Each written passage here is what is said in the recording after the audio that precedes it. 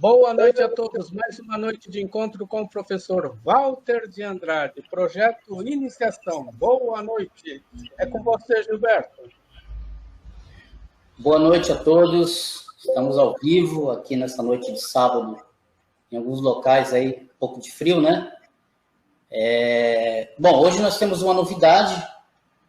Hoje é o primeiro programa do mês aí de novembro. A novidade é o seguinte: para você que está assistindo a live aqui ao vivo agora e eventualmente deixou uma pergunta, não conseguiu obter a resposta, que a gente tem tempo, né? A gente está falando ao vivo, então às vezes a gente acaba se perdendo ou acaba não tendo a possibilidade. E para você que durante a semana, depois que você assiste esse vídeo no YouTube gravado, você vai ter a oportunidade de ter a sua pergunta respondida aqui no canal. Olha que bacana. Então, basta você pegar a tua pergunta, a tua dúvida, você vai escrever aqui embaixo no vídeo, aí no YouTube. Então, durante a semana, por exemplo, na semana seguinte, você vai escrever a tua pergunta, bem formulada, objetiva, para a gente não ter para a gente ter facilidade, né, de interpretar bem, né, a leitura da tua pergunta, e o professor vai, sempre no programa seguinte, sempre nesse começo, como nós fazemos aqui agora, antes da gente iniciar a nossa programação, o professor vai pegar as perguntas da semana anterior, aquelas que você deixou ali no canal escrito, e ele vai responder. Olha que bacana. Então, assim, além da possibilidade de você ter a sua pergunta respondida aqui, ao vivo, agora, você que assiste o vídeo gravado ou que por alguma razão não teve a pergunta respondida, porque às vezes a gente não tem tempo, né, ou muitas perguntas, não dá tempo. Não tem problema. Durante a semana, o professor vai pegar todas as perguntas que estarão escritas, você tem que escrever aqui no vídeo, no próprio vídeo, coloca ali na parte de comentários. Quando a gente começar o vídeo, o nosso programa, na semana seguinte, assim que a gente abrir o programa, o professor irá responder esses questionamentos, aquelas dúvidas que foram escritas ali no canal, embaixo aqui do vídeo, antes de iniciarmos o nosso programa. Então, está aí mais uma novidade bem bacana e uma oportunidade para você ter a sua pergunta respondida, tá certo? E é isso. Aproveitando, se você está assistindo e ainda não é inscrito aqui no canal, já deixa aí o seu joinha, né, o seu like. O YouTube considera relevante esse tipo de informação.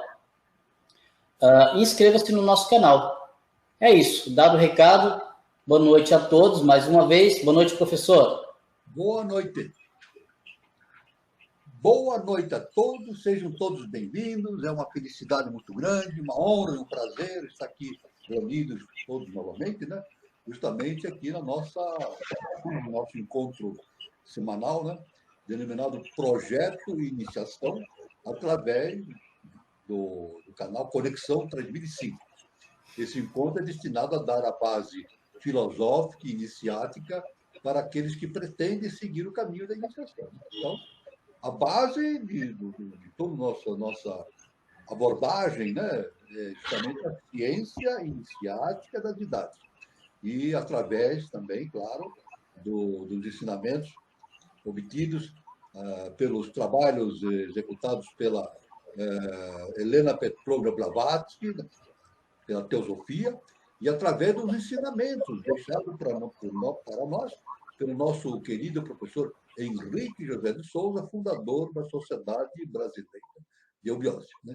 Então, o objetivo é a síntese do conhecimento, a fim de propiciar aos pretendentes ao caminho da iniciação informações e valores importantes para essa finalidade.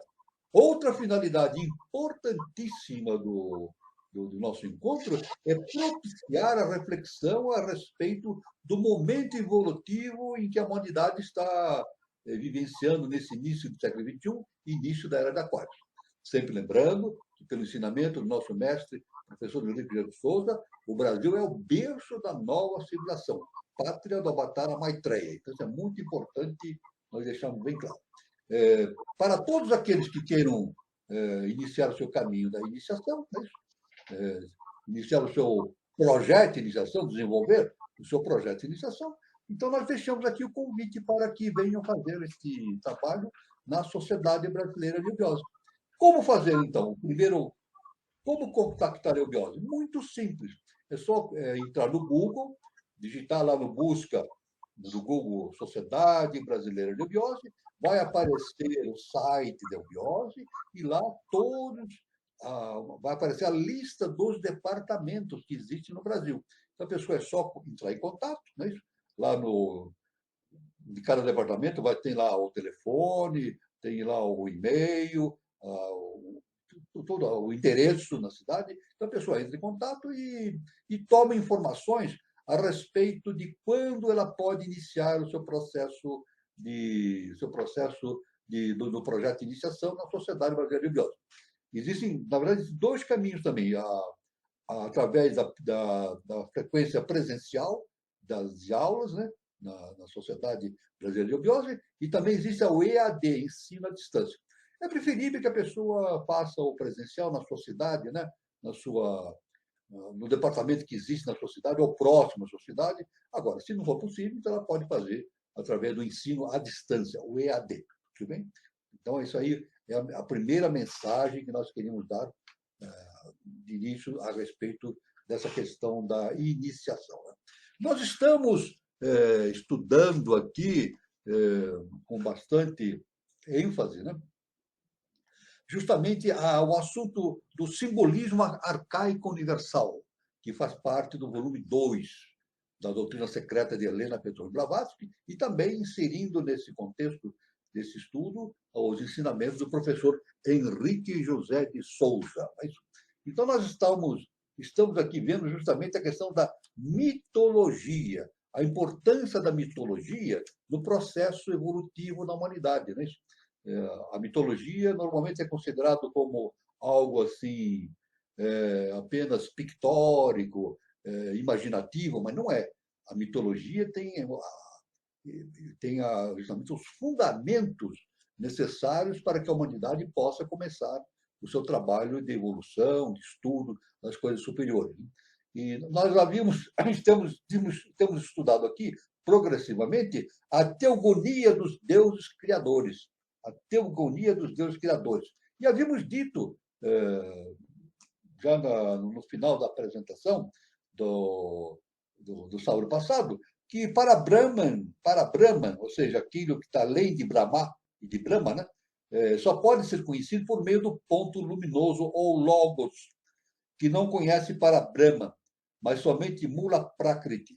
Só quando se divide em 3 e 7 na esfera manifestada, forma o andrógeno e a figura manifestada e diferenciada. Então, isso aí é o jogo do manifestado com o manifestado.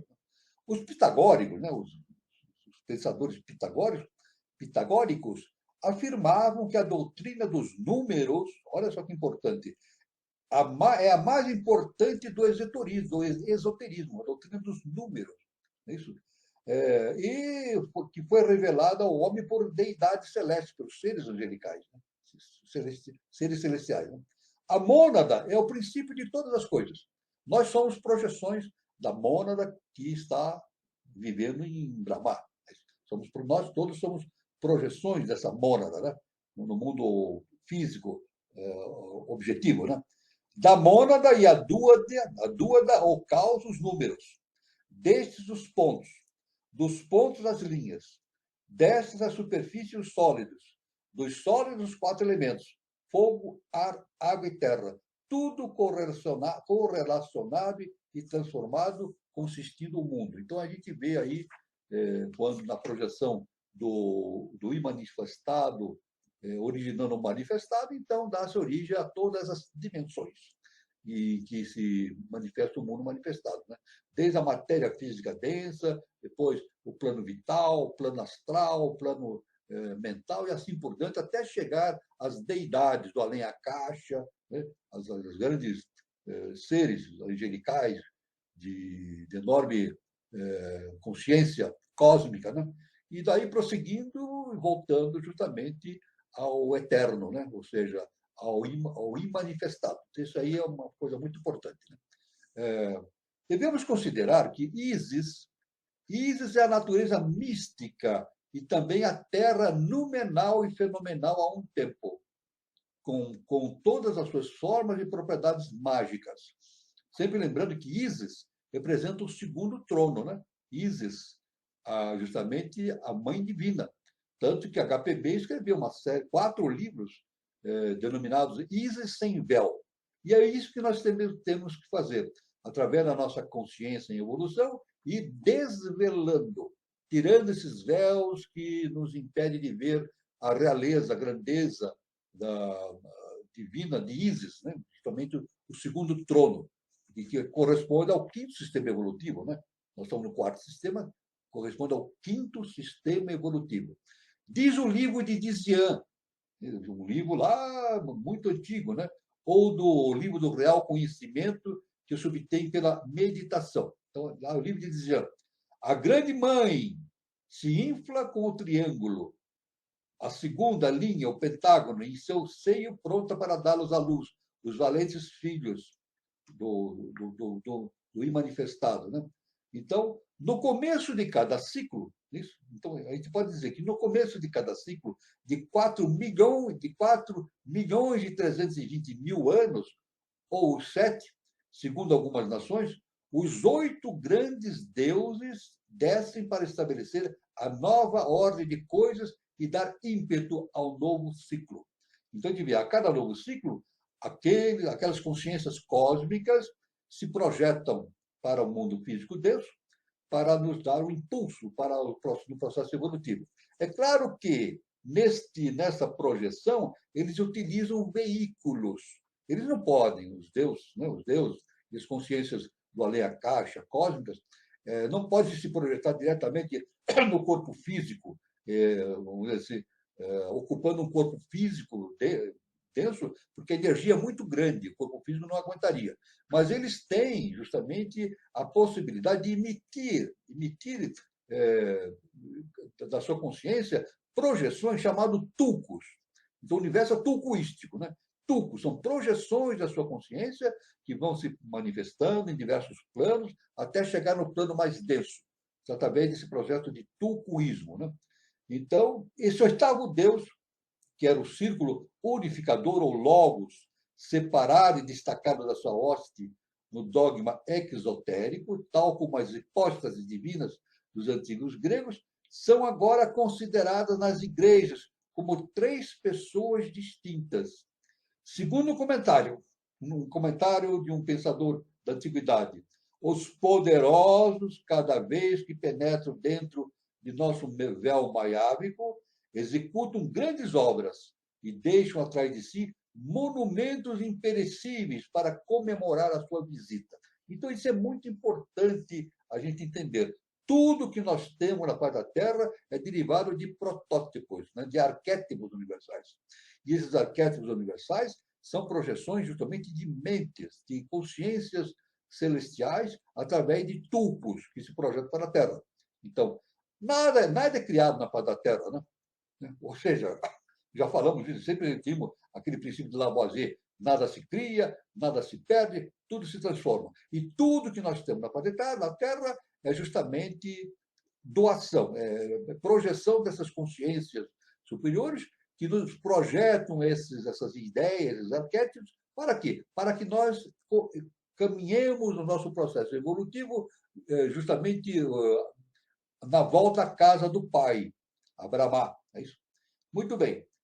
Ensina-se-nos, a tradição nos ensina que as grandes pirâmides, olha que importante, as grandes pirâmides do Egito foram edificadas sob a sua inspeção direta, quando a estrela polar estava em sua comunicação inferior e as Pleiades a contemplavam do alto, achavam-se do mesmo meridiano, mas em cima, para vigiar a obra dos gigantes. Isso foi há uns 31 mil anos. Olha só, hein? Morizak indica que os antigos sírios definiam seu mundo dos regentes de deuses ativos do mesmo modo que os caldeus. Então, veja bem, esses seres angelicais, de hostes, do além a caixa, né, de consciências do mundo celestial, eles foram responsáveis pela criação das pirâmides há mais de 31 mil anos. Veja bem, a ciência acadêmica, ela acredita e dispõe nos seus livros, e através dos seus entendidos, né, dos seus estudiosos, que a pirâmide dos egípcios tem cerca de 4 mil anos. Mas não, a ciência iniciática das idades nos afirma que tem mais de 30 mil anos de existência. E essas pirâmides foram construídas sobre a orientação de seres angelicais, de hostes angelicais, do além a caixa. Né? Então, isso aí. Aliás, podemos dizer que Napoleão, isso a gente aprende na história, né? Napoleão Bonaparte, quando esteve no Egito, né, com os seus soldados, né, clássico essa citação, né? Ele se dirigiu aos seus soldados diante das pirâmides e disse assim: 40 séculos vos contemplam. Querendo dizer que ali, aqueles monumentos tinham 4 mil anos de existência. Mas não é assim. 4 mil anos pelo entendimento da ciência acadêmica. Mas tem mais de 30 mil anos as pirâmides. Né? Então, o mundo terrestre ou sublunar era vigiado pelos anjos de ordem inferior. O imediato, em ordem, era Mercúrio, regido pelos arcanjos. Seguia-se Vênus, cujos deuses eram os principados. O quarto era o Sol, domínio dos deuses mais elevados de nosso sistema, os deuses solares de todas as nações. O quinto era Marte, governado pelas virtudes, e o sexto, Odibel, ou Júpiter, regido pelas dominações. O sétimo mundo, Saturno, era regido pelos tronos. Estes são os mundos da forma. Sobre eles estão os mundos elevados, que não são mencionáveis. Então, veja bem, o nosso processo evolutivo, nós já nos referimos a isso, e numa próxima oportunidade, vamos entrar também em novas considerações a respeito, né? Que o nosso processo evolutivo, nós estamos no 4º sistema evolutivo, não é isso? Mas, e dentro desse 4º sistema evolutivo, a evolução começou no planeta Mercúrio. Depois, essa evolução passou para Vênus, depois passou para a Lua, e da Lua para a Terra. Não é isso? Da Terra, então, teria que passar para um 5º planeta. Não é isso? Esse 5º planeta não existe mais. Ele explodiu, como já dissemos anteriormente. Então, a Terra terá que fazer uma tripla função. Terá uma tripla função.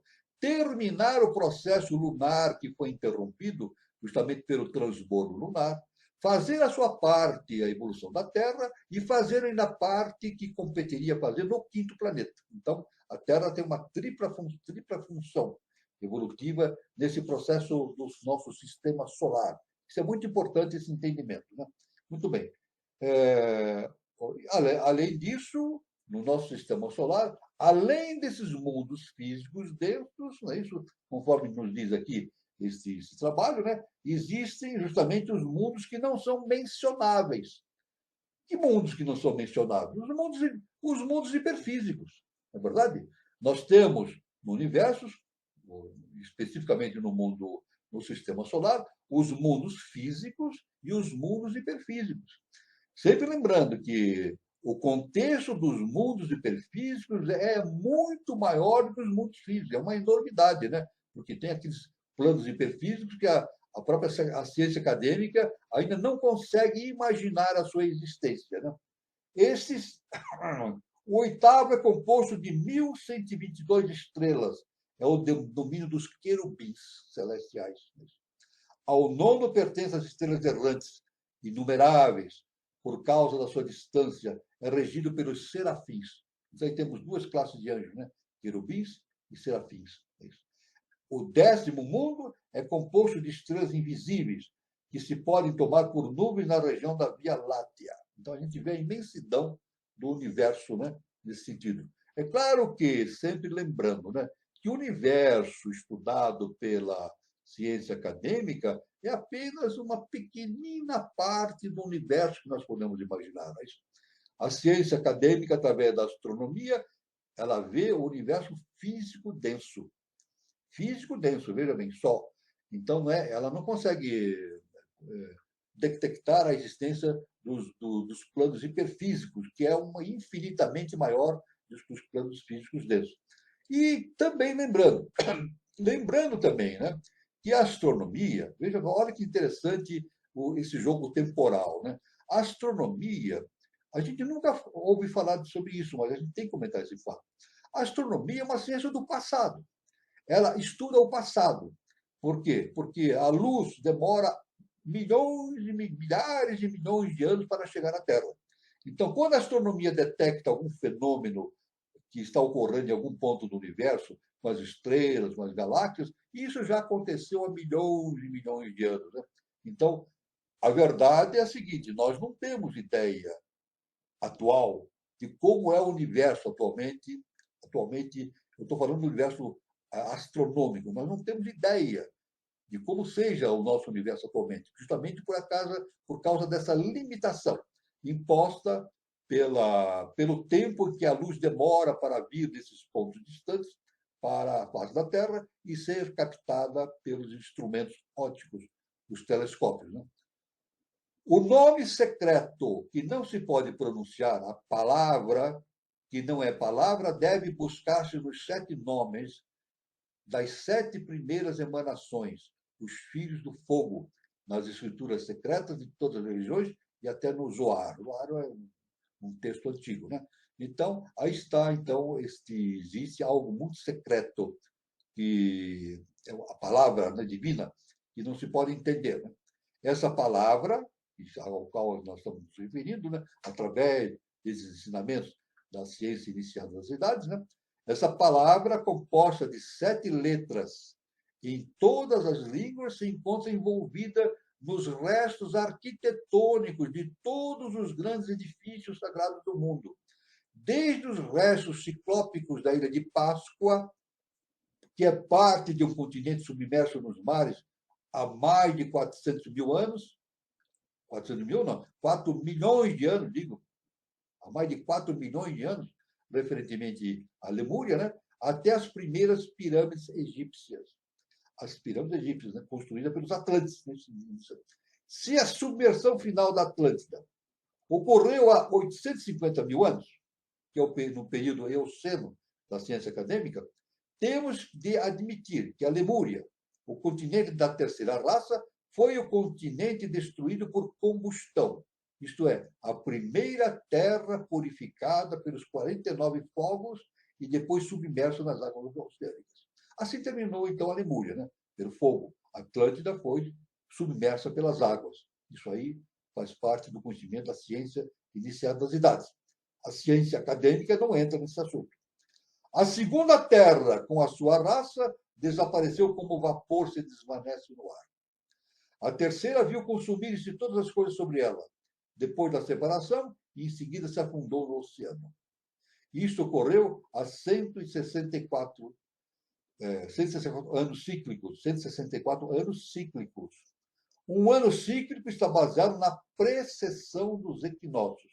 Veja, estamos falando dos anos cíclicos. Então, aqui a ciência iniciática nos diz que esse desaparecimento de Atlântida, da Lemúria, ocorreu há 164 anos cíclicos. O ano sideral está baseado justamente na precessão dos equinócios. O ano sideral dura 25.868 anos solares. Portanto, o período mencionado, né, do desaparecimento da Lemúria, né, 4.242.352 anos, calculado na ponta do lápis. Né? Então, isso é importante. Então, o que é a precessão dos equinócios? É justamente o giro da... A Terra é inclinada, né, 27 graus, 23 graus e meio, né? 23 graus e meio de inclinação, né? E essa inclinação, o eixo dá um giro ao redor de si mesmo. Ele vai girando ao redor de si mesmo. E esse giro dura justamente cerca de 25.868 mil anos. Se nós dividirmos esses cerca de 26 mil anos pelos 12 signos astrológicos, nós vamos ver, então, os ciclos que nós conhecemos. Né? 2.120 e pouco por aí, né? A gente precisa calcular no lápis, né? Representando os ciclos astrológicos que nós vivemos. De Aquário, de Peixe, Capricórnio, né?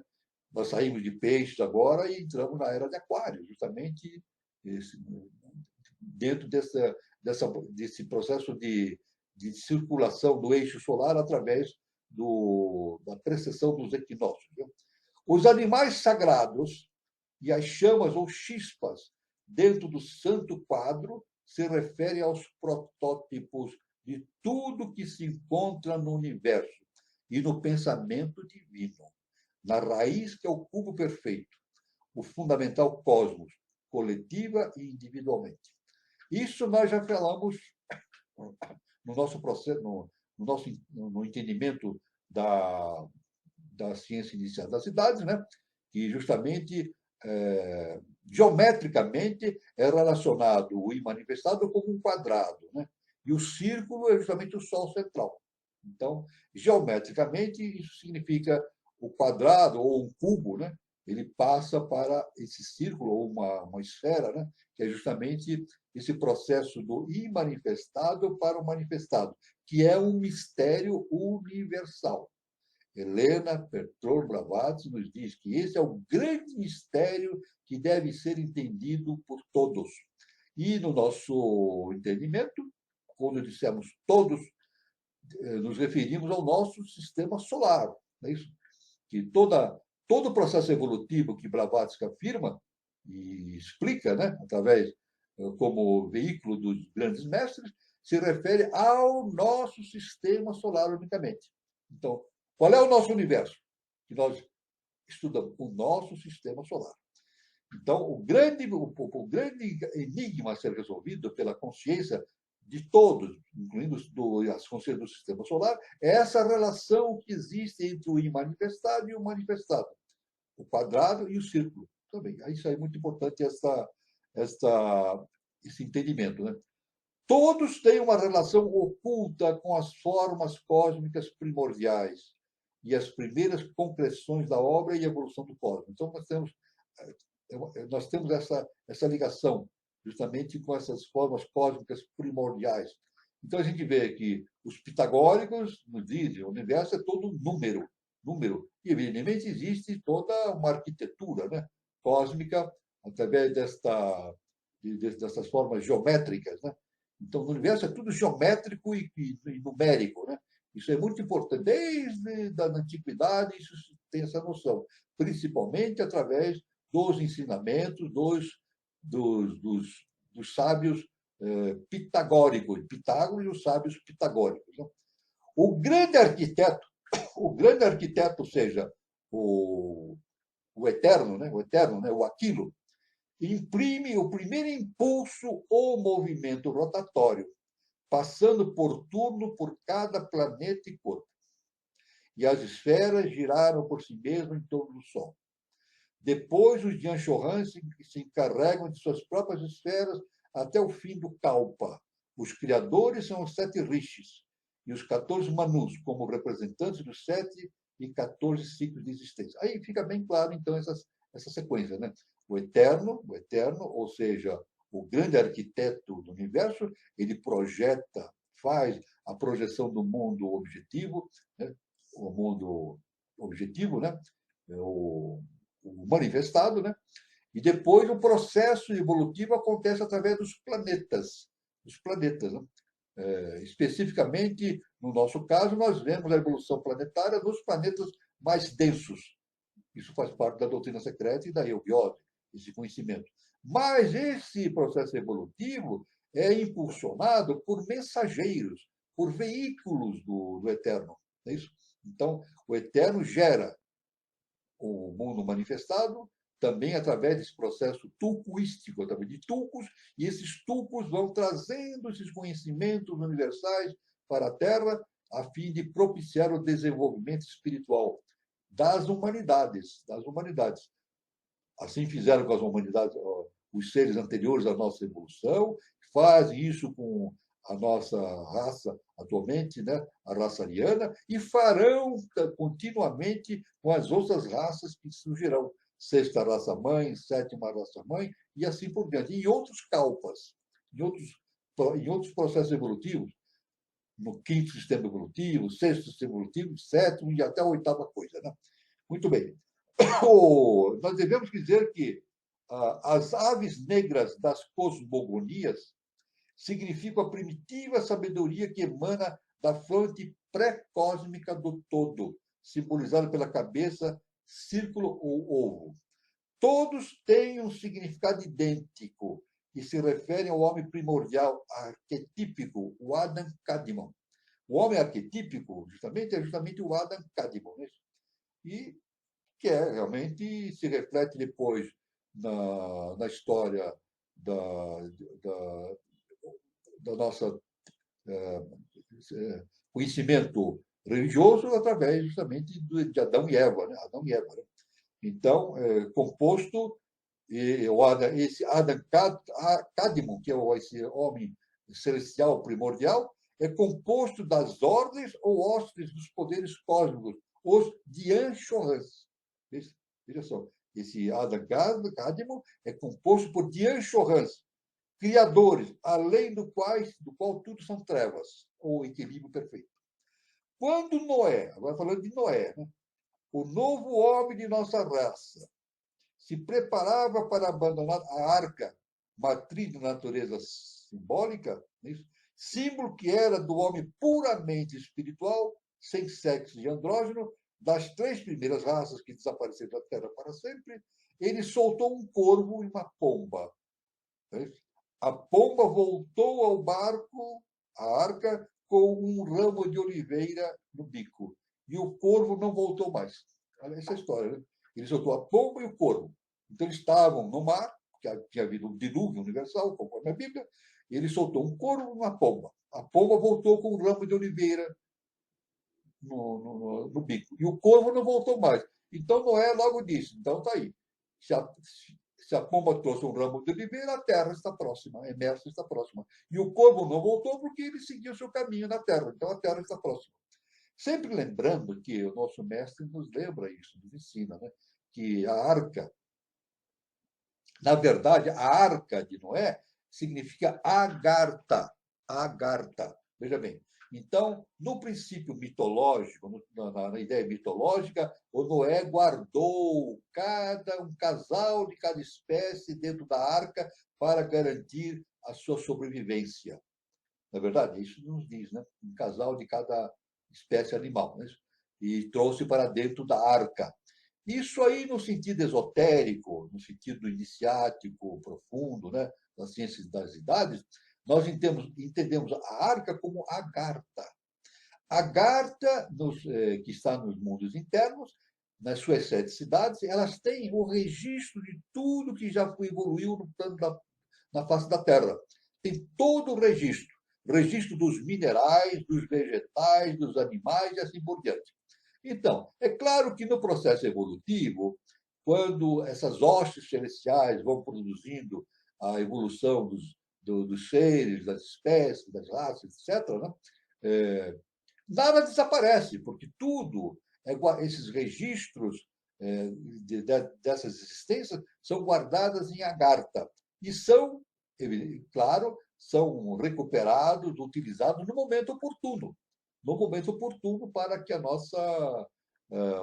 o processo se efetive.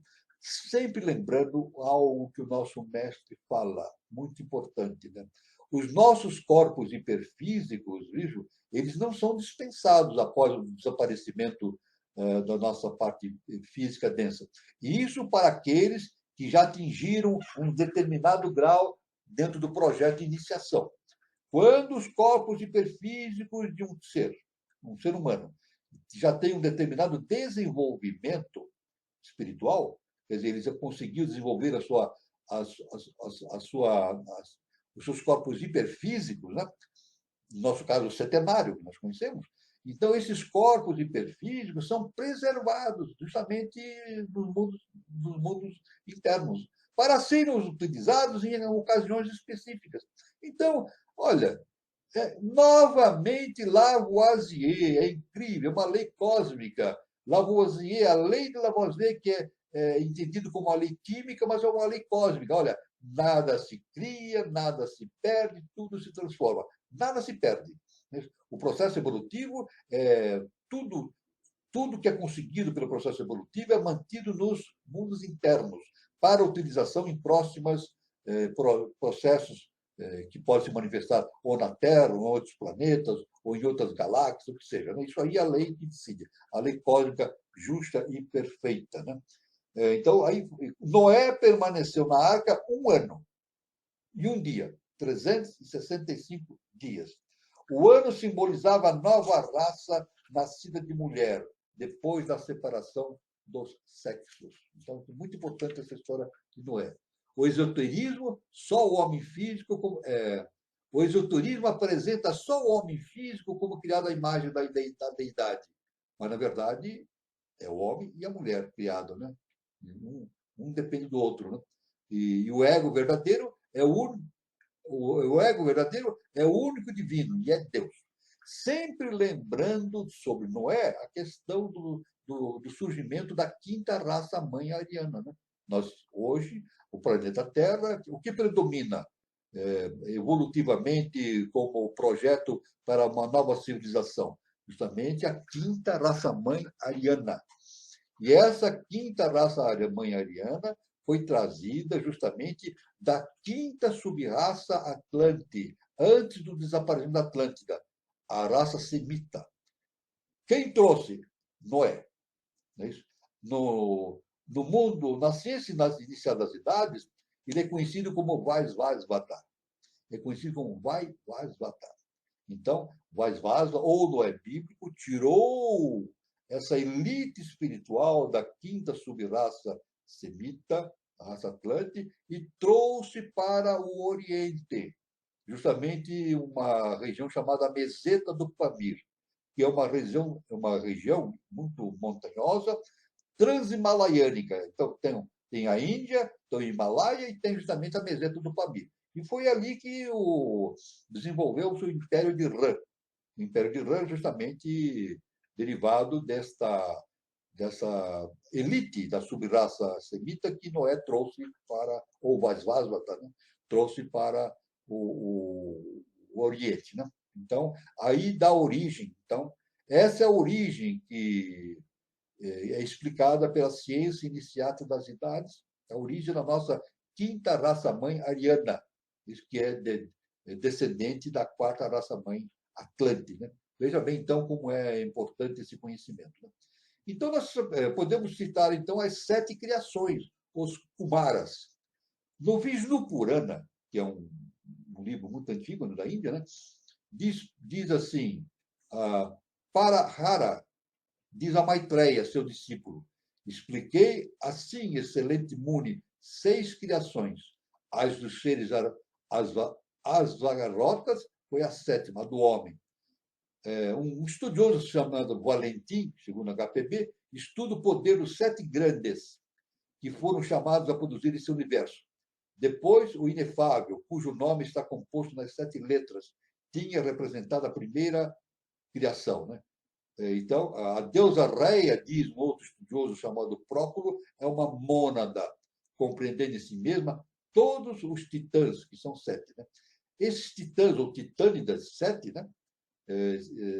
Podemos dizer, são 7 criações, que se encontram em quase todos os Puranas, todas precedidas pelo espírito contínuo, independente em toda relação com os objetos dos sentidos. Então, nós vamos citar aqui, conforme a ciência iniciática das idades, ensinada pelos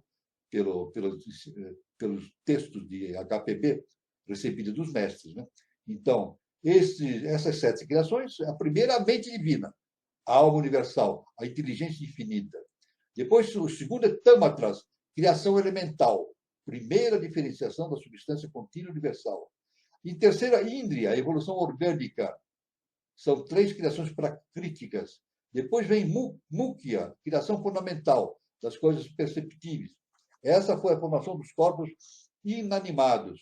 Depois vem a Tetraiagionia, dos animais, o germe da vida. Depois vem Udavasrotas, das divindades, e o Asvakarotas, a do homem. Então, os nomes são muito difíceis. Né? Os nomes são difíceis desses ensinamentos, né? Mas eu sempre falo para aqueles que estão no caminho, estão aí no projeto de iniciação, para não se preocupar com a dificuldade dos nomes, que tem uma origem da Índia, né? Dos Vedas, uma linguagem muito antiga. Né? O importante é entender como as coisas funcionam. Depois, com o tempo, a gente entendendo o funcionamento dessa relação que existe com o eterno, o mundo objetivo, as hostes celestiais, a gente entendendo o funcionamento, então os nomes vão se fixando na nossa mente de forma absolutamente progressiva. Né? Esta é a representação exotérica. A doutrina esotérica apresenta 7 criações primárias e 7 secundárias, sendo as primeiras forças que evoluem por si mesmas, procedentes da força única sem causa. As últimas mostram o universo manifestado, emanado dos elementos divinos já diferenciados. Todos representam os 7 períodos de evolução, seja depois de um dia ou depois de uma idade de Brahma. A filosofia oculta jamais emprega o termo criação. Veja bem, esse termo, a filosofia sagrada, oculta, jamais emprega o termo criação ou evolução a respeito da criação primária, mas chama as forças ou aspectos da força sem causa. Não é isso? Isso é muito importante, né? Esse entendimento. Né? Novamente, Lavoisier, nada se cria, nada se perde, tudo se transforma. Então, não existe, na verdade, a criação em si. A criação já existe. Já existe como algo imanente do imanifestado. Né? Então, agora, essa criação que nós falamos significa a manifestação dos arquétipos. Aí sim. O que nós chamamos de criação é a manifestação desses arquétipos no mundo objetivo denso. Isso? Ou hiperfísico também. Né? Então, Marcos, que era um estudioso da antiguidade, né? Cuja filosofia era mais pitagórica que outra coisa, fala de uma revelação que teve acerca dos 7 céus, que produziam cada um o som de uma vogal, pronunciando eles os 7 nomes das 7 hierarquias angélicas.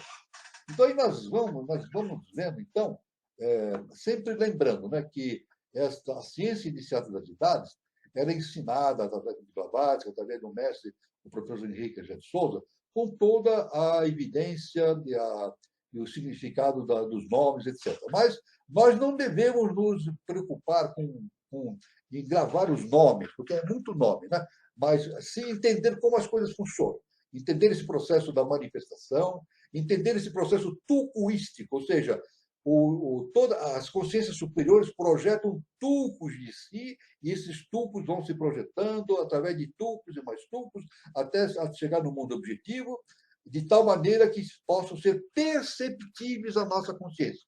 Aí está justamente a origem do mito. Pronto. Uma das coisas importantes que surgiu na face da Terra é o mito. O mito, justamente, é uma manifestação dos ensinamentos das hostes dos kshatri, dos seres superiores, né? Através de um processo bastante simples, que é o processo justamente alegórico. Né? Esse é o sentido do mito. Então, o mito é importantíssimo, né?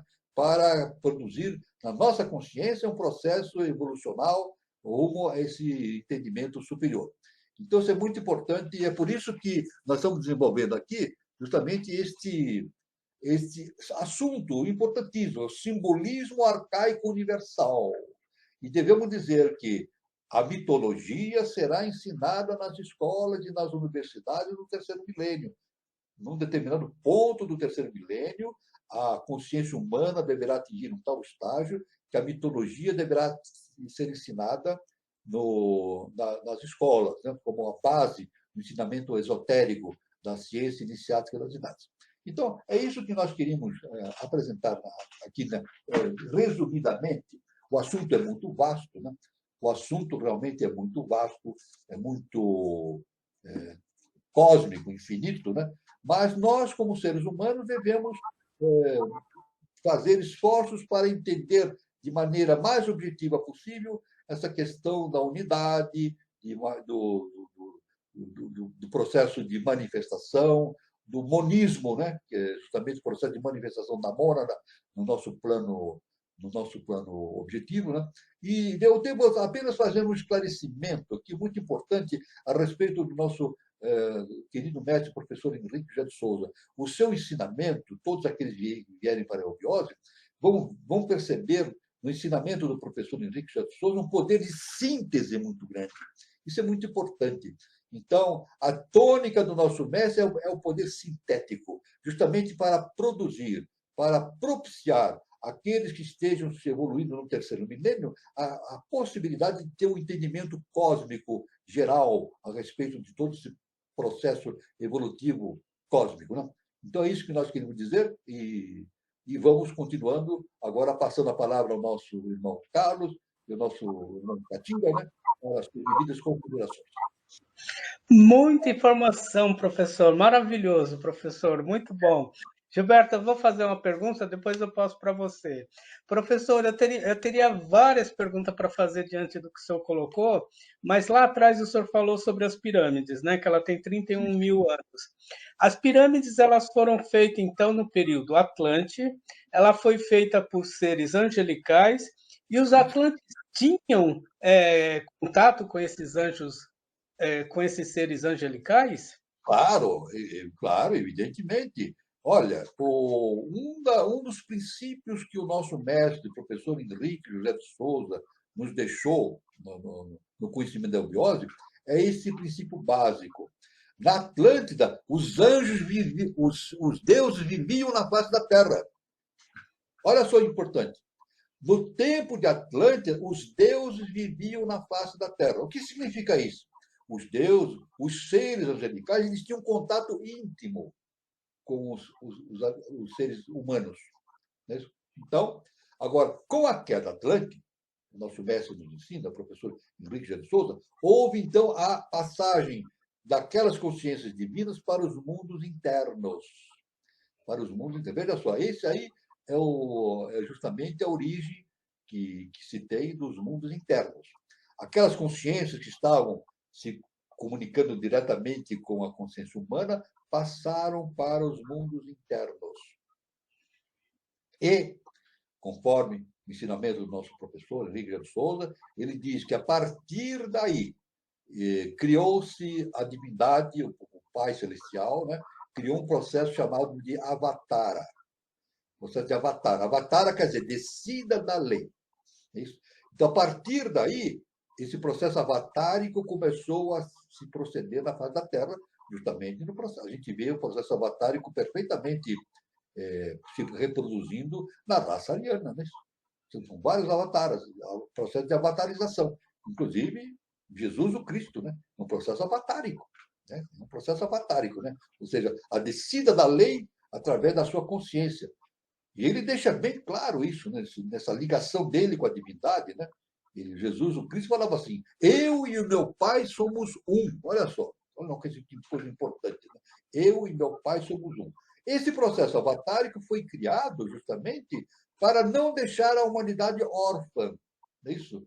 Porque, como essas consciências se introduziram para os mundos internos, a humanidade ficaria só e sem apoio. Então, foi criado o processo avatárico. Ou seja, periodicamente, dentro de determinados ritmos específicos, né, essas consciências vão se projetando seus ensinamentos para a face da Terra, através de veículos específicos. É isso? São veículos específicos. Então, aí temos muitos veículos, seres angelicais, ou também não tão angelicais, mas gênios da humanidade, né? Que captam essas ideias cósmicas e trazem esses ensinamentos para a face da Terra. Sempre lembrando lá, nada se cria, nada se perde, tudo se transforma. Tudo que nós sabemos não é criação nossa, provém do reino cósmico, da consciência superior. Né? Então, isso aí. Então, no Egito foi isso, então, que as pirâmides foram construídas realmente por atlantes, seres atlantes. É isso? E deixaram nas pirâmides registros impressionantes a respeito da evolução da humanidade.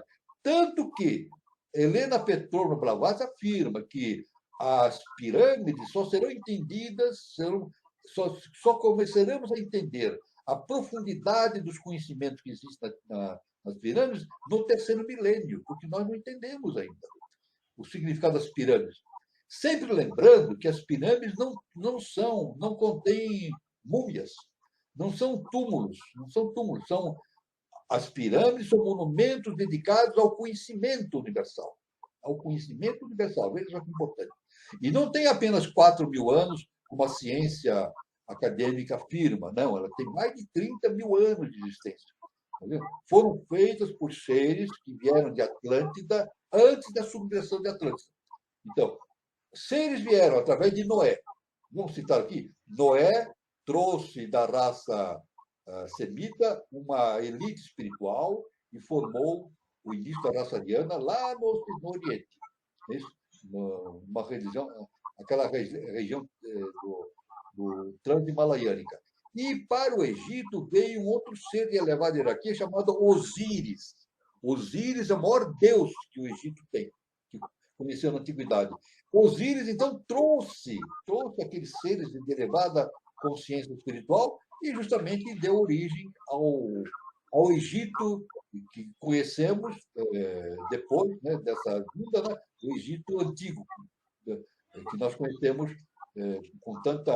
nos deixa assim estupefato pelo conhecimento que tem lá no Egito. Né? Então, esse aí é a origem das pirâmides. Né? Mais de 30.000 anos de existência tem as pirâmides.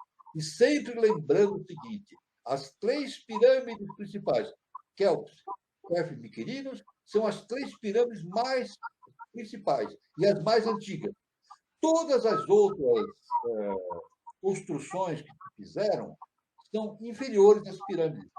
Então, isso aí realmente é até uma incógnita. Né? Como é que aquilo que é mais antigo é mais perfeito? Isso, as pirâmides mais antigas são mais perfeitas. E todos os outros processos arquitetônicos são de natureza inferior à pirâmide. Por quê? Porque as pirâmides foram construídas por seres de ordem angelical, de ordem superior, comandados por Osíris. Então, esse é o conhecimento iniciado da cidade a respeito do Egito, que é algo fascinante. Muito bom, professor. Gilberto, você quer fazer alguma colocação? Sim, muito bom. Bom, eu falei no começo aí para quem estava acompanhando, né? Eu falei que seria o primeiro programa de novembro, mas na verdade é setembro, tá, gente? Então, estamos em setembro ainda. É verdade. Então eu pulei um pouco no tempo aí. Eu quero só repetir, passar aqui a informação para quem está acompanhando e que não estava no começo. é a nossa novidade. Esse é o primeiro programa do mês de setembro, não do mês de novembro. Que a partir deste programa, quem está aqui assistindo, né, poderá colocar a sua pergunta, o seu questionamento no vídeo aqui no YouTube, que esse questionamento será respondido pelo professor no próximo programa. Então, assim, você não, além da possibilidade de ter a sua pergunta respondida aqui ao vivo agora no chat, você ainda poderá ter a sua pergunta respondida, mesmo sendo postado no vídeo aqui no YouTube, né, nos comentários aí embaixo, durante a semana, no próximo programa. Então, será sempre no início do próximo programa, será respondido aí as perguntas. Então, você deixa aqui o seu comentário. Se você está assistindo agora ao vivo e por alguma razão não teve a sua pergunta respondida, porque a gente estamos tendo, né, um número maior sempre de perguntas, ainda bem, né, isso é legal. Ou no meio da semana, aí um vídeo gravado aqui no YouTube, se você está assistindo esse vídeo e quer fazer uma pergunta, basta você escrever aqui embaixo, né? Tem aí o campo comentários, escreve ali a sua pergunta, formula ela direitinha, bem objetiva, sempre no começo, no início do próximo programa, na próxima semana, assim que nós iniciarmos aqui o Conexão 3005, o professor irá responder essas perguntas. Olha que bacana, né? Então, você tem aí uma segunda chance de ter a sua pergunta respondida. Aí nós faremos, primeiramente, ele irá responder essas perguntas e logo na sequência nós iniciaremos a nossa programação. É isso, certo? Ok. Pode passar para as perguntas, se tem alguma pergunta. Vamos lá. Não, por hora não. Vamos aí, que hoje tem bastante coisa, hein? A gente tem bastante coisa, professor. O Eduardo Nieri, ele nos deseja boa noite, né? Boa noite ao Carlos, Gilberto e professor Walter. Professor, pode nos falar sobre a luz azul esverdeada que clareia todas as embocaduras ou locais sagrados? Como ela é formada e funciona? Bom, olha, veja bem, as embocaduras, elas têm justamente uma vibração muito elevada, né? E devemos dizer até que as embocaduras são protegidas, né? É claro, a luz azul, nós podemos dizer, a luz azul é ligada ao segundo trono, né? O azul é derivado do segundo trono, né? O segundo trono tem essa característica, né? E o nosso irmão fala esverdeada, né? O verde é justamente derivado dessa potência de Fohat, né? Fohat é justamente a energia feminina originada do espaço sideral, né? Superior, que tem justamente essa propriedade de magia, né? Então, o que eu posso falar é isso, né? De existência de luzes existem.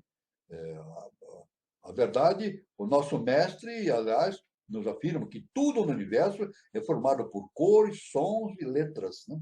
Sons, cores e letras. E também podemos dizer que o universo é constituído também por formas geométricas e matemáticas, quer dizer, tudo número, tudo é número, né? São números, sons, cores e assim por diante, né?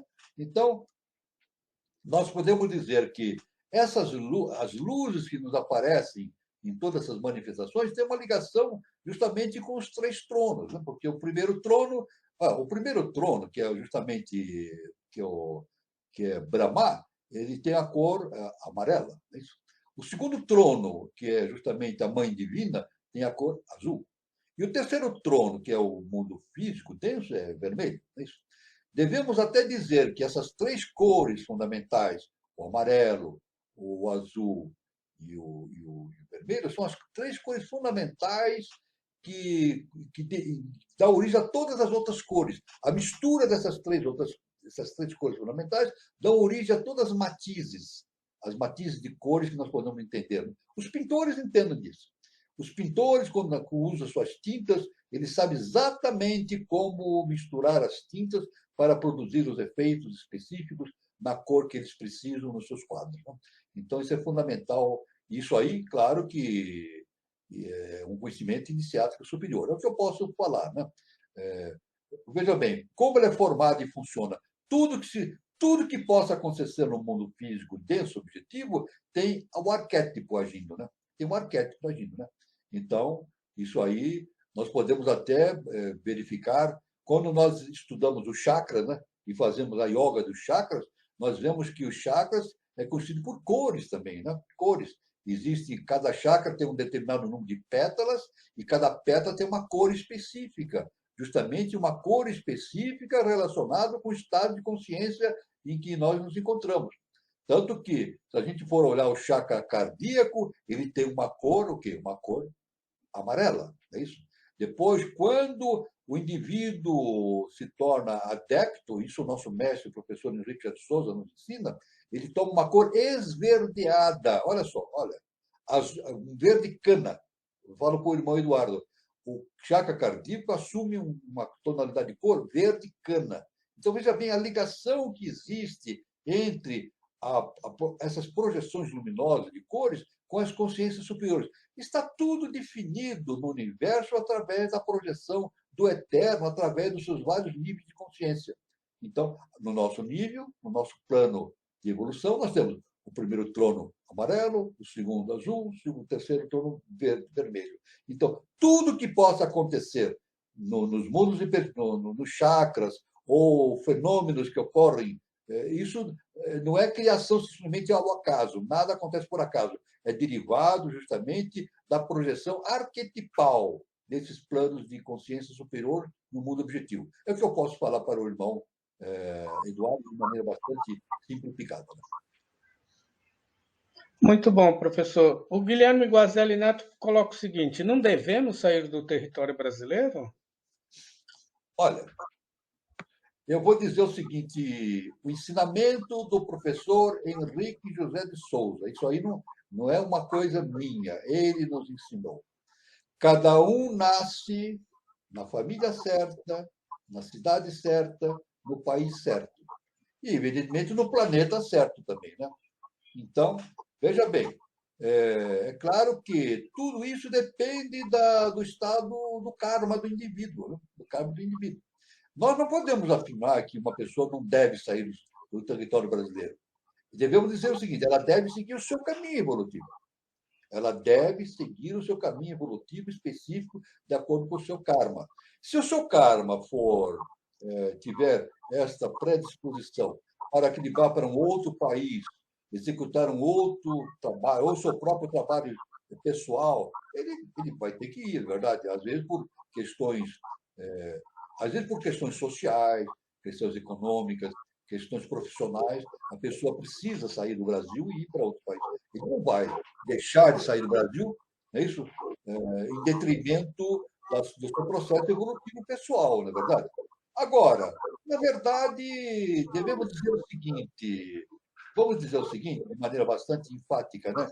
Ele pode sair do Brasil, mas deve continuar com o Brasil dentro dele mesmo. É isso? Então, isso é importante. Ele pode sair do Brasil e para uma terra distante, mas se ele estiver ligado com a obra de surgimento de uma nova civilização, e isso o nosso mestre diz, que o Brasil é o berço de uma nova civilização, o Brasil estará dentro dele, porque o conhecimento iniciático nos diz que o Brasil é a pátria da Matara Maitreya, berço da nova civilização, patrimônio da ordem de Cristo. Por quê? Porque o Brasil é mais importante que qualquer país? Não é isso. Não é porque o Brasil é mais importante. Que a tônica é essa, em território brasileiro. A tônica evolutiva está em território brasileiro. Não é isso? Então, isso, depois, a tônica vai passar para outras regiões do planeta. Né? O conhecimento iniciático deverá passar para a região do Pacífico, a região do Pacífico deve emergir, depois para a Antártida e assim por diante. Deve ter alguma coisa ligada aí, por favor, cuidado com os microfones. Cuidado com os microfones, eu estou ouvindo vozes. É isso que eu podia falar para o nosso irmão Guilherme Galdelli. Tá, ele também faz uma outra pergunta, professor. Quando virá novamente o fogo? 3005? Não, o fogo, veja bem, olha, o fogo é realmente um símbolo sagrado, né? Um símbolo sagrado. Né? Sempre quando há uma ritualística, nós temos o centro da ritualística é o fogo. É o fogo, né? Aliás, João Batista, é isso, falava isso no seu tempo para todos, né? Falou assim: eu batizo com a água, mas virá alguém que vos batizará com o fogo, que é Jesus, o Cristo cósmico. Né? Então, o fogo tem uma importante relação, a base do entendimento, justamente do pramanta, justamente da relação das hostes superiores com as hostes do plano físico mais objetivo, produzindo atrito. Né? Todo atrito, então, produz o quê? Calor, fogo. Né? E esse atrito, no bom sentido, não um atrito no sentido destrutivo, no sentido do construir, do construtivo. Né? Esse atrito produz o fogo.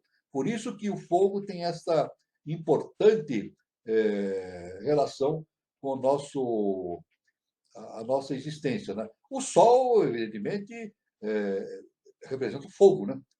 A região central do nosso sistema de evolutivo, justamente, é o fogo sagrado, representa o fogo sagrado. Né? Então, esse é o sentido do fogo. E se nós, veja bem, vamos analisar o seguinte: o nosso processo evolutivo é sair da condição lunar para o Sol. Isso o nosso mestre diz. O nosso caminho é da Lua para o Sol. Devemos superar as nossas tendências emocionais, harmonizar com a mente, é isso, depois estabelecer um perfeito equilíbrio com a tríade superior, e esse é o caminho para o Sol. Significa para o fogo sagrado. Né? Então, existe essa noção do fogo sagrado que está imanente em tudo. Esse fogo sagrado está imanente em tudo. O que é o fogo sagrado? É a própria consciência cósmica universal. É o próprio eterno que está manifestado nesse processo evolutivo e assim por diante. Esse é o entendimento do fogo que se entende, e a gente sabe, através das idades, das eras, o fogo sempre teve esta característica de ter uma relação com o sublime, né? E ser também algo que saneia. Né? A gente sabe que quando a gente quer matar algo de deletério, usava-se o fogo, usa-se o fogo, né? Ardente. Né? Então, esse é o sentido que se dá esotericamente à questão do fogo, né? De maneira bastante resumida. Né? Muito bom, professor. O Júlio Teixeira coloca o seguinte, professor: a precessão dos equinócios seria, então, o tempo que o Sol demora para percorrer os 12 signos? Exatamente. Eu vou dizer assim, o número arredondando o número, porque eu não sei de cor, a gente escapa, 26 mil anos, arredondando, 26 mil anos é o tempo que a Terra, que o eixo da Terra gira ao redor de si mesmo. Ele gira assim. O eixo está aqui, assim, da Terra, que está inclinado, né? Então ele vai girando assim, vai girando. Isso aqui demora 26 mil anos. 26 mil anos. Olha, eu vou pegar uma maquininha de calcular aqui, olha. 26 mil. Vou colocar aqui, 26 mil. Dividido por 12, dá 2.166 anos. Significa que o eixo da Terra, a cada 2.166 anos, ele aponta para um determinado signo do zodíaco.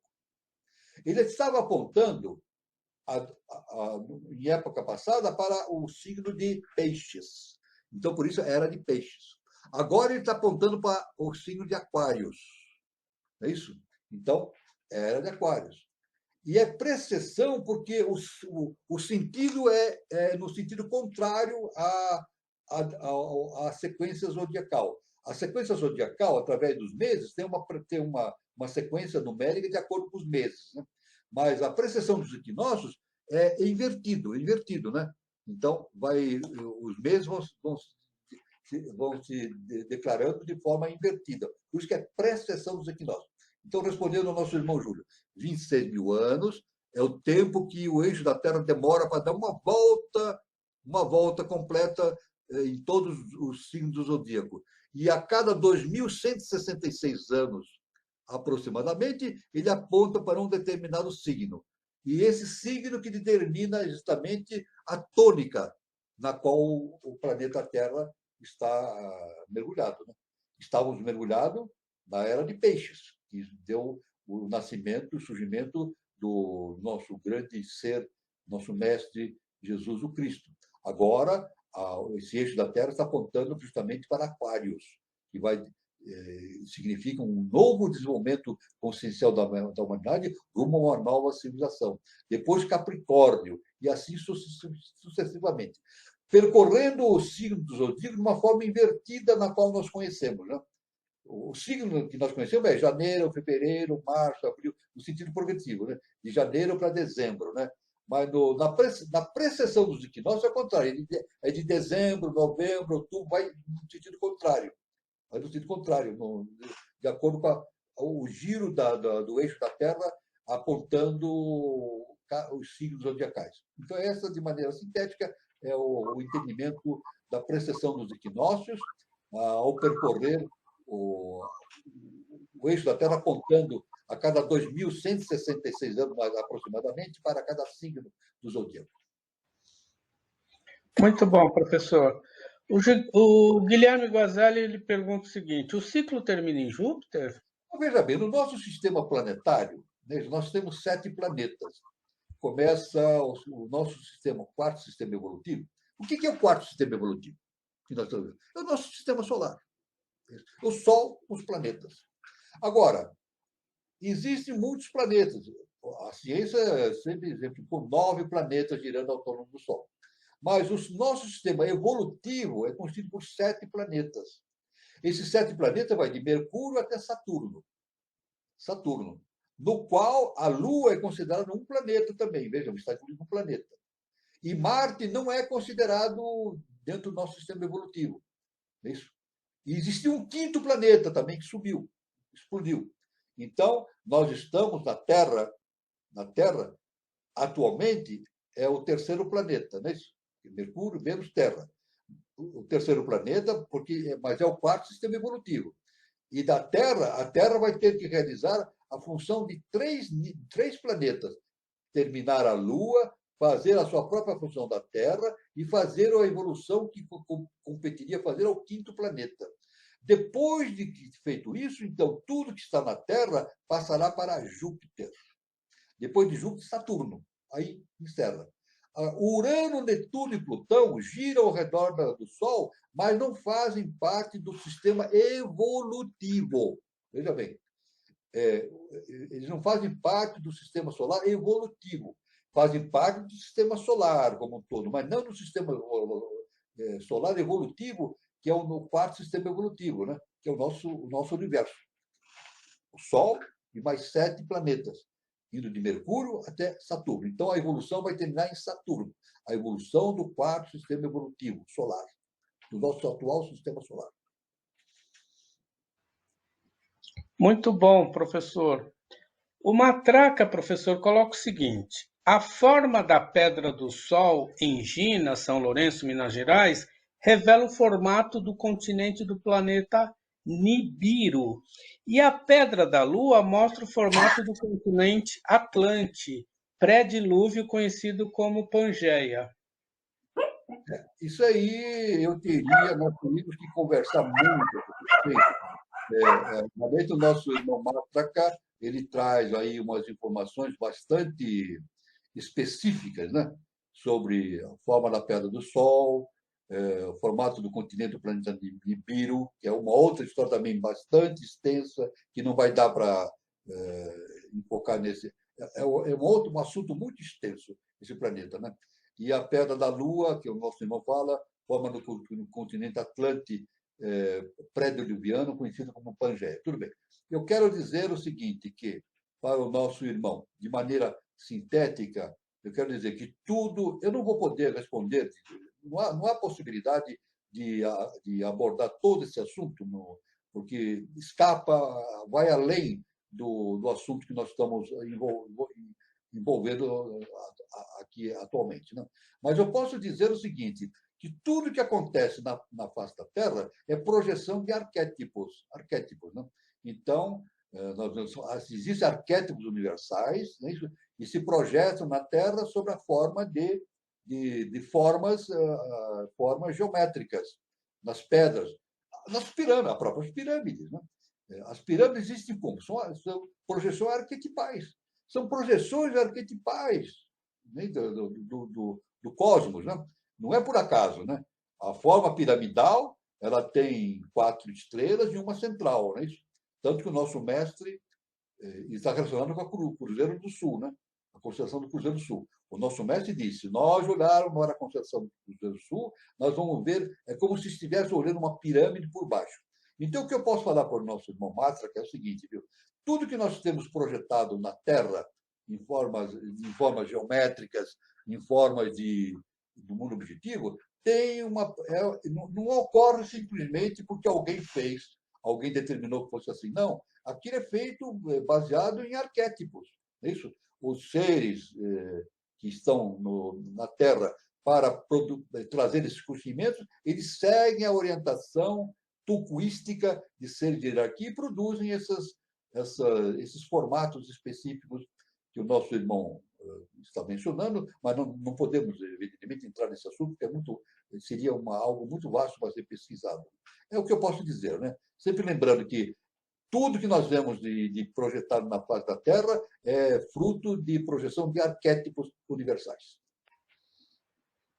Muito bom, professor. Alice OP, ela pergunta, professor, diante desta tríplice função a realizar de imensa responsabilidade do ponto de vista prático, objetivamente falando, o que nos caberia fazer a fim de colaborar, a fim de que os processos se efetivem positivamente?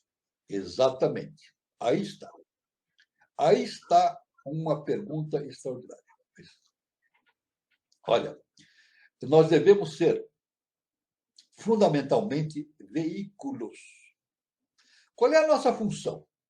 Agora, vamos responder à nossa irmã Alice de maneira bastante objetiva, sintética. Né? Qual é o objetivo da nossa evolução? Qual é o objetivo? Eu posso dizer assim, o objetivo nosso é saber tudo, é obter um conhecimento extraordinário e descobrir as raízes do universo e fazer isso, fazer aquilo. Não.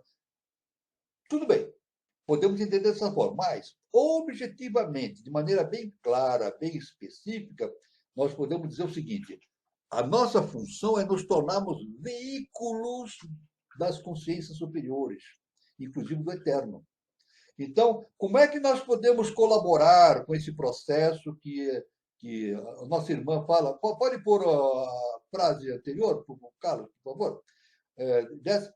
Justamente essa função tríplice, essa função tríplice que nós temos que realizar, terminar a Lua, fazer a Terra e fazer o quinto planeta, isto aqui devemos colaborar através da evolução da nossa consciência, a fim de nos tornarmos veículos cada vez mais eficazes para a manifestação do eterno. Então, é que o nosso mestre fala, né? Trabalhar pela obra do eterno na face da terra. Olha só que importante.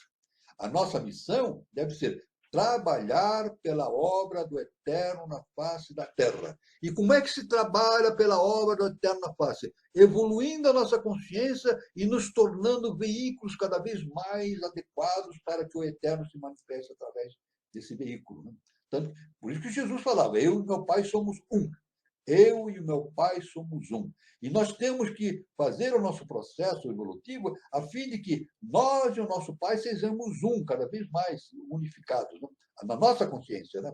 A fim de que sejamos portadores, veículos dessa consciência. Então, qual é o objetivo prático das pessoas que queiram colaborar com esse processo evolutivo na face da Terra? É justamente transformando a si mesmo, a fim de tornar-se veículo cada vez mais eficiente para a descida desses arquétipos para a face da Terra. Isso corresponde, olha, eu vou dizer para a irmã, isso corresponde, aqui no nosso planeta, à formação de uma elite espiritual. Olha só que importante.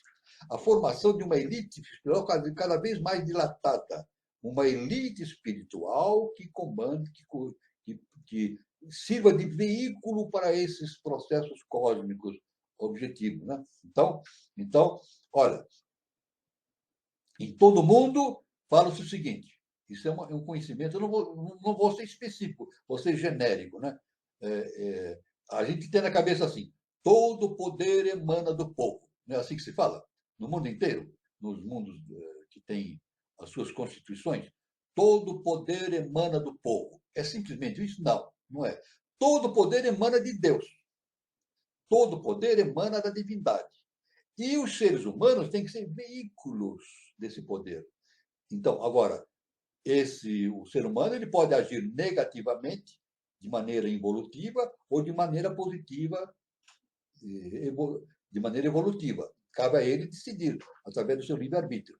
Então, a questão toda é formar uma elite espiritual para colaborar cada vez mais com a divindade nesse processo evolutivo.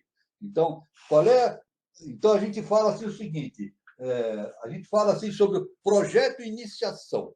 Qual é o fundamento do projeto de iniciação? É nos tornarmos veículos cada vez mais adequados para a realização da obra do Eterno na face da Terra. Muito, muito bom, professor. E ela continua aqui embaixo, professor, dizendo o seguinte: poderia, por gentileza, discorrer um pouco mais a respeito da nossa responsabilidade diante de tanto a cuidar a fim de nos prepararmos para a chegada do Quinto Senhor? Bom, com certeza ela deve estar falando de Maitreya, né? Maitreya. Isso. Maitreya. Então, o Brasil é a pátria da Batalha Maitreya. Nós sabemos pelo conhecimento que é tido na eubiose, né? Através do professor Henrique José de Souza, Maitreya é uma projeção direta de Brahma, o primeiro trono. Né? E é uma projeção, realmente, e Maitreya é chamado o Senhor dos Três Mundos, ou dos Três Tronos. Então, ele é o Senhor de Brahma, Vishnu e Shiva. Ele age diretamente nesses três tronos. Então, a responsabilidade que nós temos é justamente, novamente, nos tornarmos veículos para que possamos conduzir essa consciência de Maitreya para a face da Terra. Então, como é que Maitreya vai se manifestar na Terra? Através de veículos. Então, a nossa função dentro do processo evolutivo é nos tornarmos cada vez melhores veículos para a chegada do Senhor Maitreya na face da Terra. É isso? Então, ele vai se projetar na Terra por nosso intermédio. Veja bem, isso é importante. Ele se projeta na Terra por nosso intermédio. Assim como Jesus Cristo falava, ele dizia isso, né? Quem faz as coisas, o que eu faço não sou eu que faz, é o Pai que faz por meu intermédio. Jesus falava isso, não sou eu quem faz as coisas, é o Pai que faz por meu intermédio.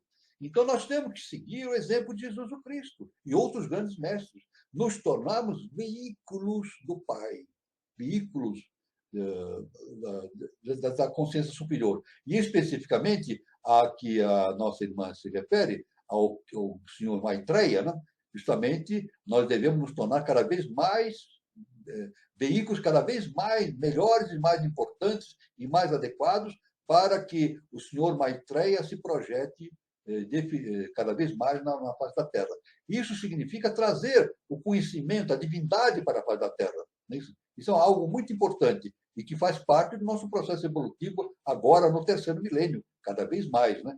Cada vez mais se mostra importante essa decisão do ser humano nesse projeto evolutivo. Muito bom, professor. O Guilherme Guazelli pergunta: a evolução é sétupla. A oitava seria a pineal? Veja bem, a pineal é a sétima. Nós temos 7 glândulas endócrinas. Né? A glândula pineal é a sétima, é o olho espiritual, é a sétima glândula. Né? A oitava coisa é justamente a síntese disso. Né? A evolução se processa dessa maneira. São 7 etapas, depois, no final, origina-se uma oitava coisa, que é justamente a síntese. É sempre assim. A síntese, no nosso processo evolutivo, são 7 etapas. Depois dessas 7 etapas, ocorre uma oitava coisa, que é a síntese de todas as 7. Né? Então, a sétima, a pineal é a sétima coisa, que é a sétima glândula em nós. na verdade, está relacionado com o nosso chakra coronal, né? Então, na verdade, não é a oitava coisa, é a sétima coisa, que depois, no final, quando nós atingimos o estado de adeptado, então surge uma oitava coisa. Uma oitava coisa. É sempre lembrando, interessante lembrar que o 8, quando o 8 na posição vertical é o número 8. Quando ele está na posição horizontal é o infinito. Veja só que interessante. Não é por acaso isso, né? Ele está aqui, o 8. Se ele for deslocado para a vertical, ele se torna o símbolo do infinito. Então, nós caminhamos sempre por uma oitava coisa, a síntese. É claro que depois dessa síntese, outras coisas surgem. O eterno determina o aparecimento de novas possibilidades, novos processos evolutivos, né? Ou seja, sempre lembrando as noites e os dias de Brahma, da antiga Índia, né? Pelos conhecedores da Índia, as noites e os dias de Brahma. Há uma síntese, como se fosse uma recessão, mas não uma inativação do processo. Há um processo de reativação do processo para o surgimento de outros dias de Brahma em processos subsequentes. Muito bom, professor. O Matraca coloca o seguinte, professor. Noé, o nome do submarino usado para sobreviver à grande explosão no continente de Mu. Seu construtor se chamava Utna, Good Vibes. Olha, eu vou dizer o Matraca, eu desconheço. Eu não sei responder. Eu desconheço. Eu vou pesquisar. E é um assunto que realmente não Isso, professor. o Matraca, olha, eu vou pesquisar, porque Tá. é uma coisa que está fora daquilo que. Mas eu prometo que eu vou pesquisar e vou dar uma resposta. O Júlio Teixeira, logo em seguida, coloca o seguinte: Cã, Sem e Jafet, os três filhos de Noé, negro, amarelo e branco. Pode ser, podemos sim. Aí, no sentido esotérico, a gente pode imaginar, identificar isso, né?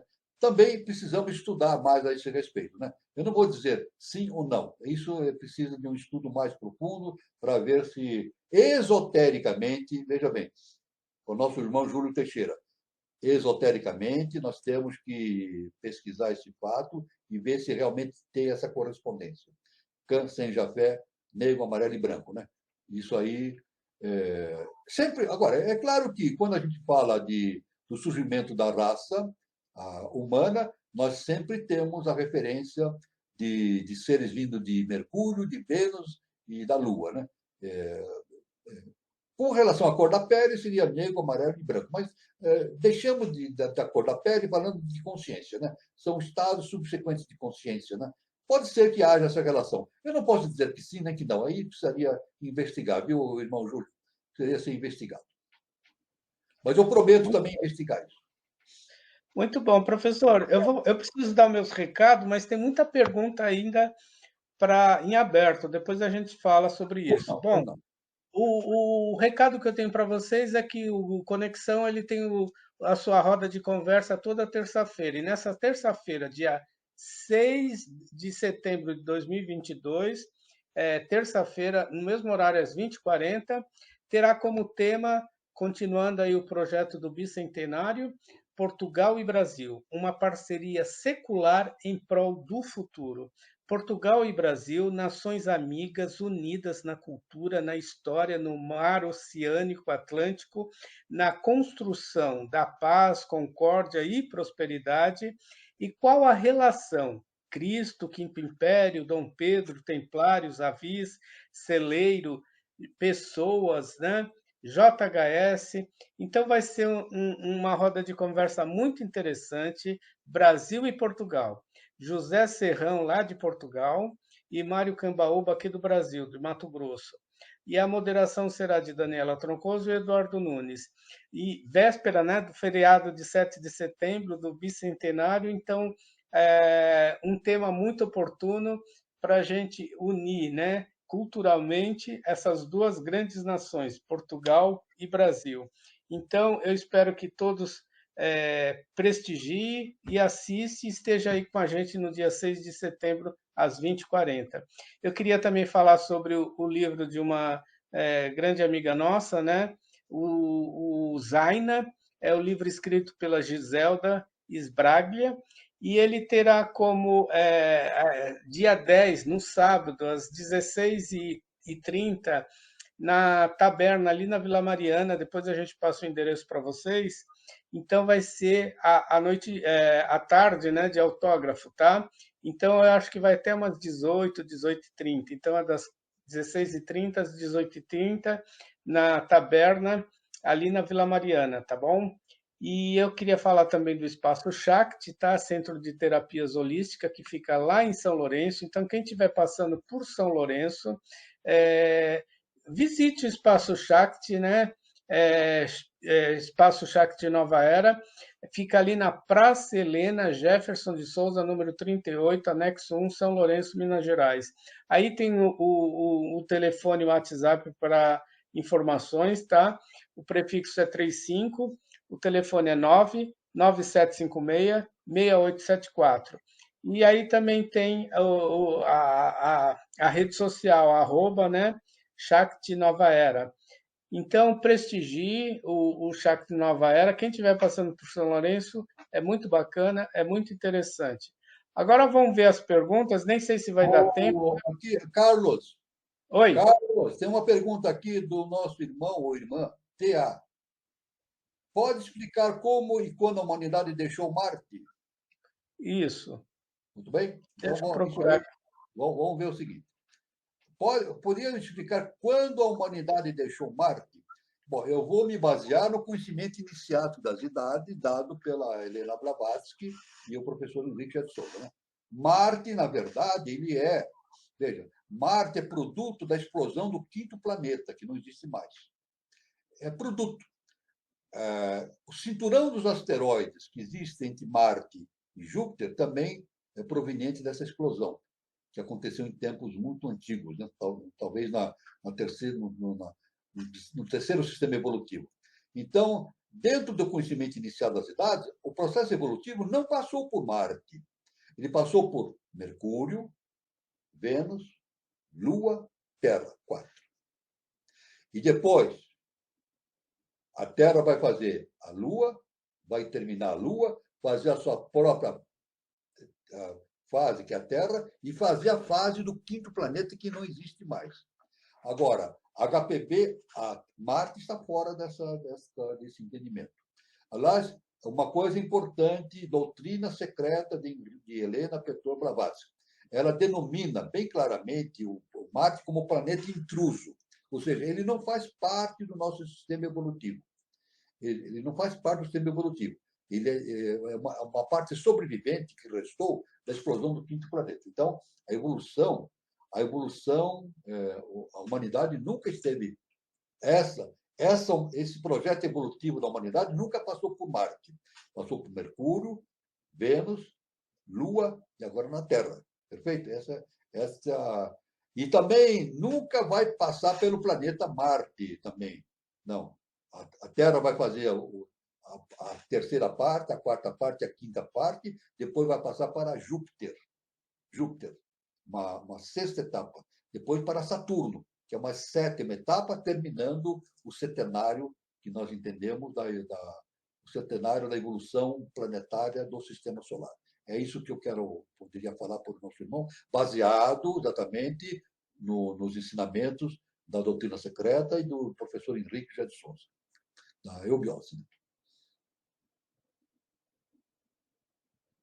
Professor, o programa de hoje foi ótimo. Muita pergunta, muita dúvida. E sobrou ainda várias perguntas, viu, professor? Para o senhor responder no próximo programa. E como o Gilberto disse, né, no próximo. Quem assistir no YouTube o programa de hoje no professor e tiver alguma dúvida, escreva a sua dúvida, que o professor vai ler e no próximo sábado ele responde. Professor, foi muito boa as explicações de hoje. Eu adorei, foi muito conhecimento. E em virtude do horário, né, pessoal, a gente precisa ir embora, tá, professor? Mas eu quero agradecer a participação de todos, tá? Foi muito bom hoje a participação de todos e agradecer a todos. E desejar um bom final de sábado, um bom final de semana, um bom domingo e até o próximo encontro, roda de conversa terça-feira. e feriado essa semana. Feriado. Verde e amarelo para todos. Olha, tem um outro, olha, tem aqui uma outra pergunta. Ah, tudo bem. Eu respondo depois, Responde depois. Vamos lá, Gilberto. Isso aí. Pessoal, boa noite a todos. Foi muito bom. Acho que hoje tivemos um programa bem dinâmico. Quero reforçar aí a nossa novidade, né, da semana, a partir de agora.